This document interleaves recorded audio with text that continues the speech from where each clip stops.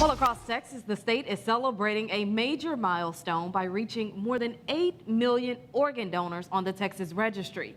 In 2015 alone, 250 DPS registered donors made 751 transplants possible. Today we hear from a woman whose life was saved by receiving a liver transplant.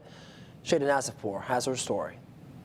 I thought this was it. In 2004, Stephanie McSpadden found out she had 6 months to live. She was diagnosed with an autoimmune disease called Lupus SLE, which attacked her liver. It's a pretty scary day. I think that day probably was up there with one of the scariest days of my life. I kind of thought this might be close to the end. 10 years passed and Stephanie heard nothing. Then one day a friend posted from Stephanie's Facebook and asked if someone would come forward and donate part of their liver. She was heard and her cousin from Dallas stepped up. I mean, it's scary for somebody to put their life on the line for you, yet elated because I had the opportunity to once again live.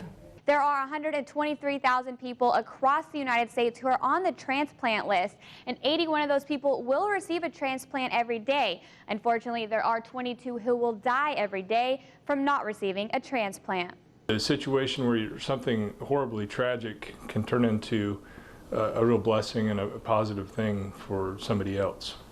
Stephanie still has lupus and will forever have it, but thanks to her cousin, she will live a happier and fuller life. I tell people I did not know you could feel this good because I don't ever remember feeling as good as I feel now. I don't recall it. So it's a true gift from God and from your donors. In Bryan, Shada Nazifpour, KAGS HD News.